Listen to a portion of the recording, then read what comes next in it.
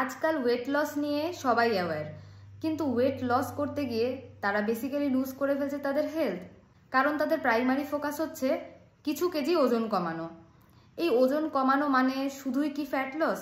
তা তো নয়, সাথে মাসেল লস হচ্ছে, হাড়ের ক্ষয় হচ্ছে, ওয়াটার কন্টেন্ট কমে যাচ্ছে, ইন শর্ট বেশ কিছু নিউট্রিশনাল ডেফিসিয়েন্সি হচ্ছে। এবং শরীরে ডেফিসিয়েন্সি তৈরি হওয়া মানে সেটা কখনোই হেলদি ওয়েট লস হতে পারে না। এর কারণে আজকে আপনি যে পরিমাণে ওয়েট লস করেছেন তার থেকে বেশি পরিমাণে ওয়েট গেইন হয়তো আপনি ভবিষ্যতে করবেন।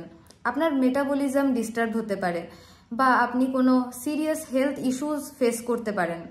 সো হেলদি ওয়েতে ওয়েট লস করতে হলে আপনাকে ফিরে যেতে হবে বেসিক্সে। Your diet should be a calorie deficit one. সেখানে যেন এনাফ পরিমাণে ভিটামিনস এবং বিভিন্ন রকমের মিনারেলস থাকে, এনাফ অ্যামাউন্ট অফ প্রোটিন থাকে আপনার বডির রিকোয়ারমেন্ট অনুযায়ী, এবং গুড ডায়েটারি ফ্যাটস যেমন ওমেগা-3, ওয়ালনাটস, আমন্ডস এক্সেট্রা। আপনার শরীর যখন এত কাজ করছে তাহলে ডেফিনেটলি তার ততটা পরিমাণে রেস্টেরও দরকার। সো হেলদি ওয়েট লসের জন্য এনাফ পরিমাণে ঘুমও দরকার।